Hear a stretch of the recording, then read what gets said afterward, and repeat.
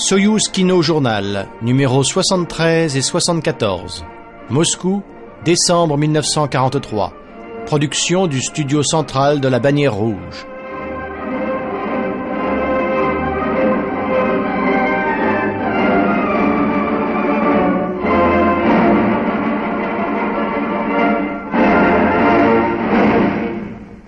La bataille pour Gomel.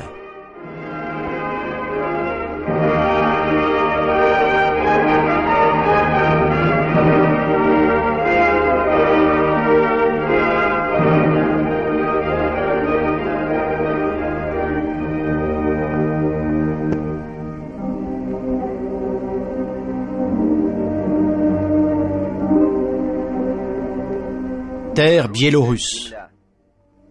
Forêts et marais. Des terrains rudes. Les troupes du front de Biélorussie ont dû affronter de nombreuses barrières naturelles alors qu'elles avançaient vers Gomel. Les Allemands, décimés par nos forces sur la Desna, reculaient derrière le Soj et le Dniepr. Se servant des éléments naturels, l'ennemi mit en place des défenses intermédiaires pour bloquer l'avancée de nos forces. Il construisit des barrières d'arbres et de fils barbelés et en mina les abords.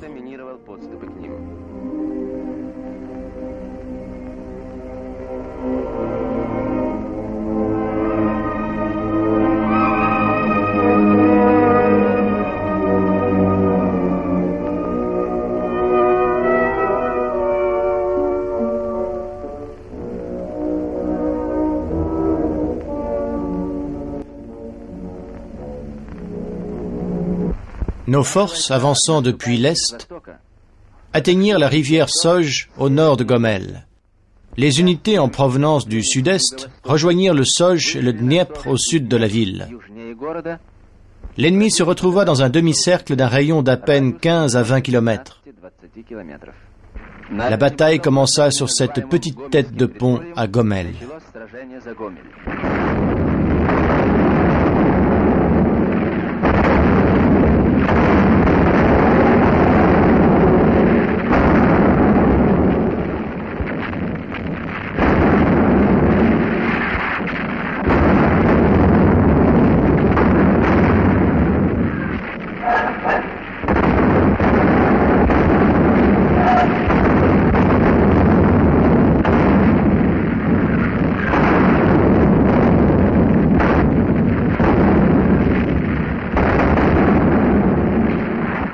Le commandant du front biélorusse, le général d'armée Rokossovski, et les membres du conseil militaire du front.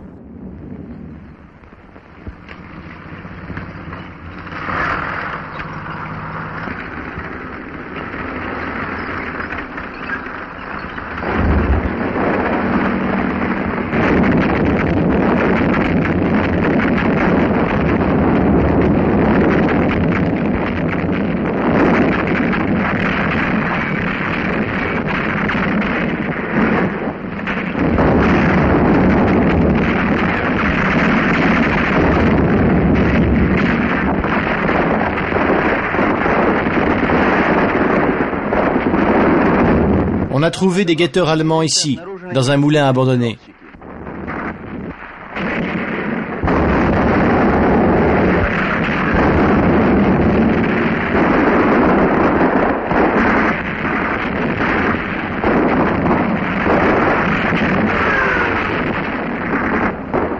Les lignes de défense ennemies ont été détruites et percées.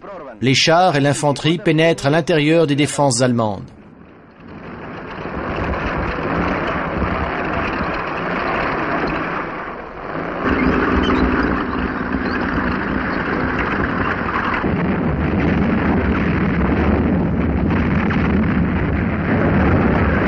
Ne laissant aucun répit à l'ennemi et continuant à pousser vers l'est, nos unités ont pris la ville de Dobrouch, poste de défense allemand près de Gomel.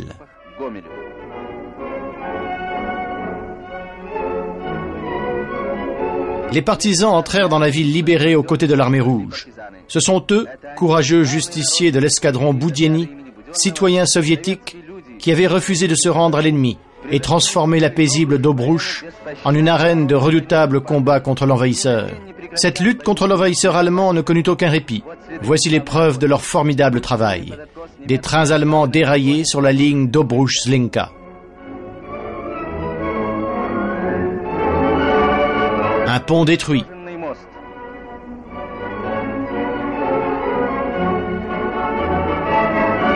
La maison bombardée d'un bourgmestre allemand, le commandant de Dobrouch. L'âme et le cœur des partisans étaient personnifiés par une jeune fille appelée Katia, qu'il était impossible de capturer. Les commandants allemands offrirent 3000 Reichsmarks, 16 mesures de sel et un terrain de 25 hectares pour sa tête. La voici, le flambeau des partisans, une menace pour les Allemands. Katia, une jeune fille soviétique, fille loyale du peuple biélorusse. Son nom est Varai Verich. Dans les heures sombres de l'occupation allemande, elle n'a jamais cessé d'aimer son pays et a gardé foi en la victoire. Et voici les camarades de Katia, un groupe de partisans. Sergei Alfeyev a fait dérailler 21 wagons allemands. Alexei Bashmakov a contribué à la destruction de 24 wagons. Vassili Bondarenko, un courageux saboteur qui s'infiltra dans la ville occupée de Gomel et qui, au nez et à la barbe de la Gestapo, a frappé une centrale électrique. Mikhail Nikitin est le chef de ce groupe de saboteurs. Il a récemment fait sauter un dépôt de munitions allemand. Vassili Mikhailovitch Moskalenko, forestier de la région. Aux côtés de sa fille Eva et de sa femme Praskovia Nikolaïevna, il a travaillé dur pour aider les partisans. Ils ont tous contribué à la libération de la Biélorussie. Après être entrés dans Dobrouch, nos forces prirent le contrôle total des abords de Gomel et prirent Novobelitsa, une banlieue de la ville se trouvant sur la rive est du Soj.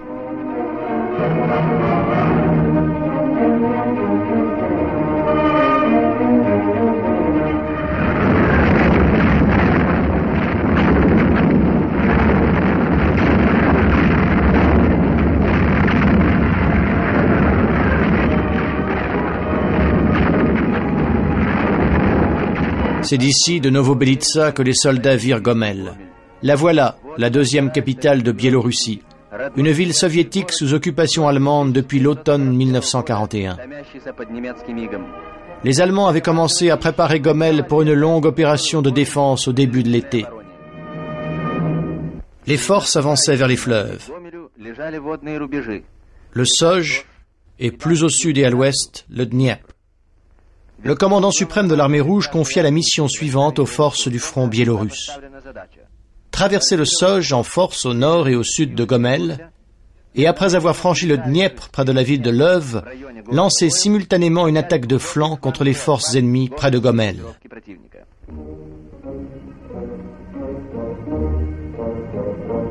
Un matin d'automne, les sapeurs étaient à l'œuvre sur les rives du Soj. Ils détectaient et relevaient les mines posées par les Allemands aux environs de la rivière.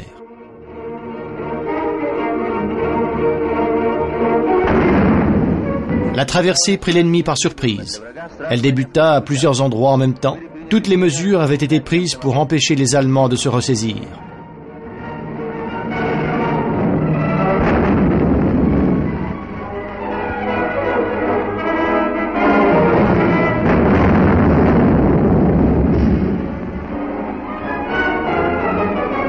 Travailleurs de guerre infatigables. Les sapeurs sont de vrais héros, aménageant des franchissements jour et nuit par tous les temps, sans répit, dans l'eau froide jusqu'à la taille.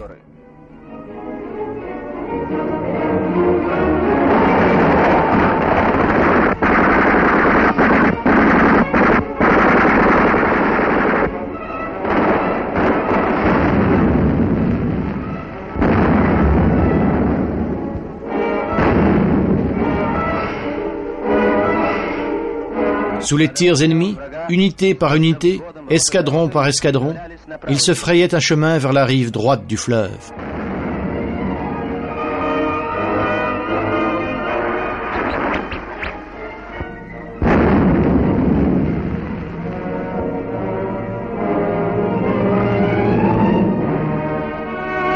Le Dniepr.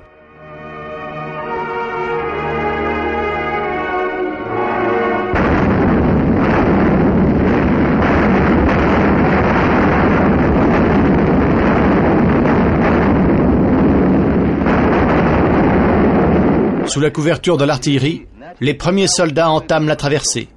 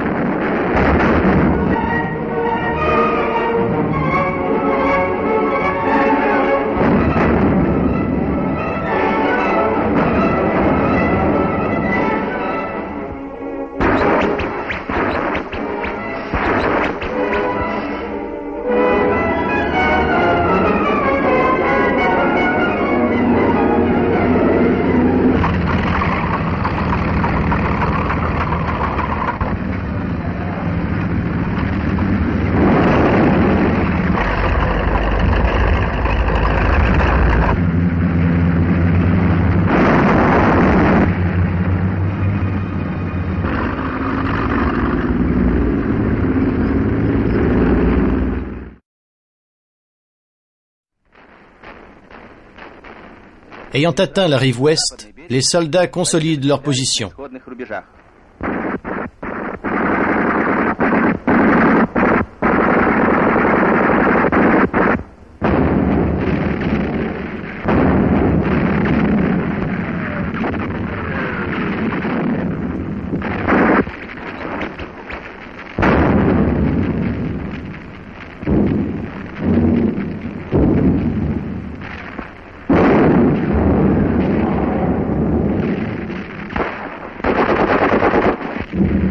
Commandant l'artillerie du front, le général-colonel Kazakov, le lieutenant-général Patov.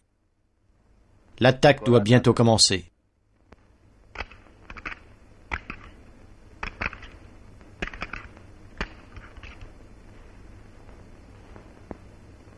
Ouvrez le feu!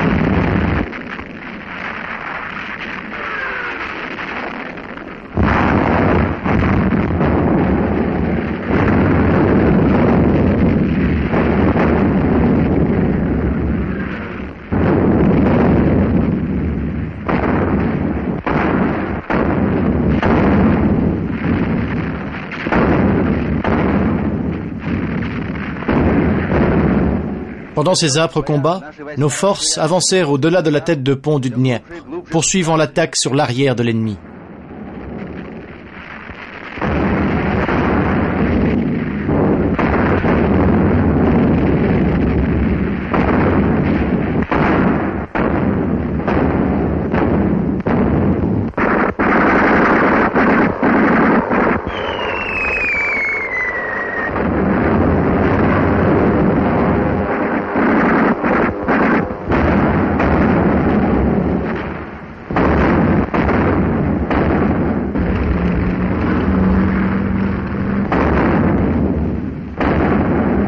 Détruisant les défenses allemandes depuis l'arrière, les troupes de l'armée rouge avançaient vers la ville de Retchitsa à l'ouest de Gomel, prenant ainsi l'ennemi au piège. Les chars et l'infanterie continuaient à avancer, rejoints dans leurs efforts par notre cavalerie qui frappait l'ennemi.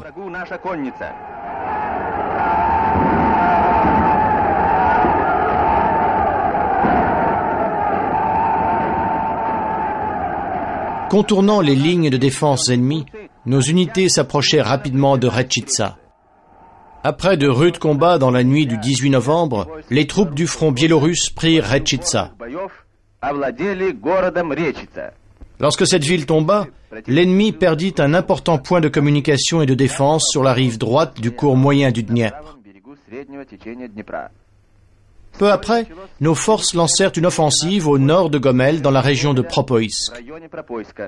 Au même moment, les troupes qui avaient pris Retchitsa poursuivaient leur offensive.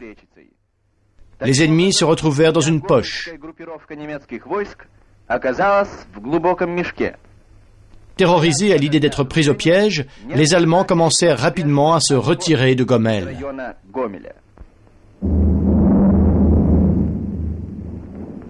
Gomel.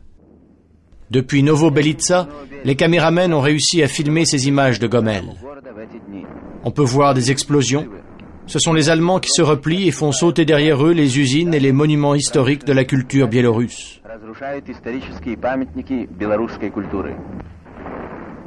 Suivant les traces de l'ennemi, les soldats parviennent à pénétrer dans la ville. Ils passent les alentours au peigne fin, détruisant les envahisseurs encore sur place.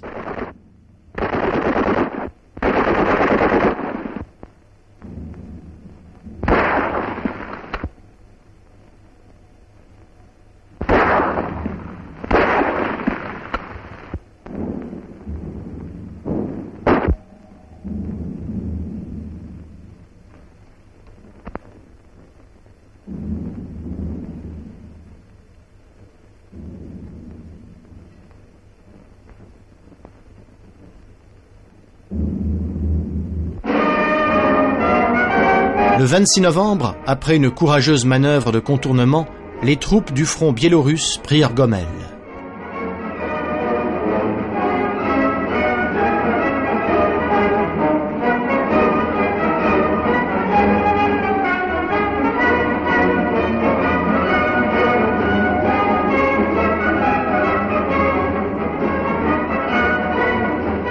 Pour la première fois en 2 ans et demi d'occupation allemande, les résidents revirent leurs concitoyens, les soldats de l'armée rouge.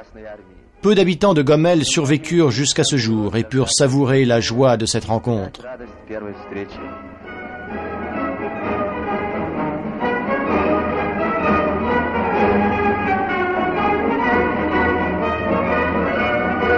À ce moment, les rues centrales, minées par les Allemands, étaient vides. Seuls les sapeurs effectuaient leurs dangereuses tâches et dégageaient les mines dans les maisons, les rues et les trottoirs.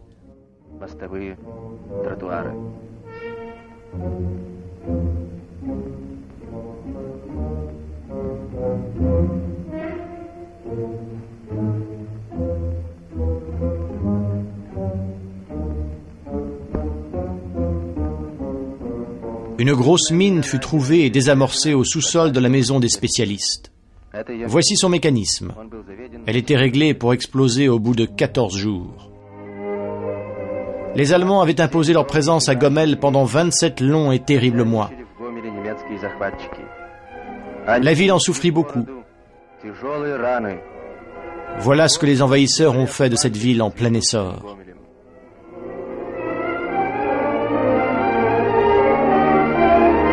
Les usines et les centrales où travaillaient des milliers d'ouvriers ont été bombardées et incendiées. Le célèbre musée de l'histoire, la fierté de la ville et ancienne résidence du prince Paskevitch, a été détruit.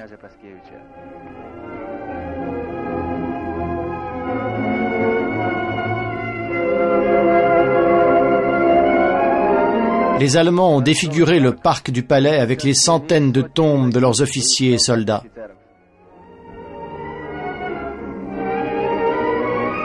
Dans leur retraite, les barbares fascistes ont brûlé la bibliothèque de la ville. Ce bâtiment était une prison allemande. Avant de quitter la ville, les monstres de la Gestapo l'ont fait exploser alors qu'elle contenait encore des citoyens soviétiques emprisonnés.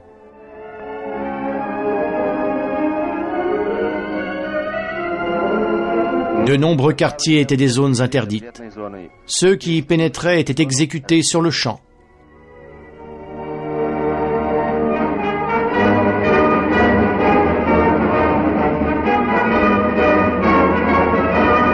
Le jour de la libération de Gomel fut le jour de sa renaissance. La vie revient dans la ville.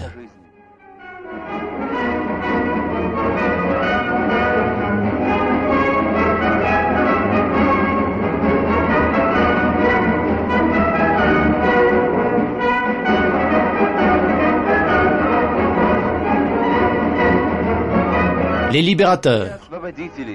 La mère patrie leur demande de se rendre maintenant à l'ouest, là où notre peuple lutte toujours pour une Biélorussie soviétique. Les héros quittent glorieusement la ville.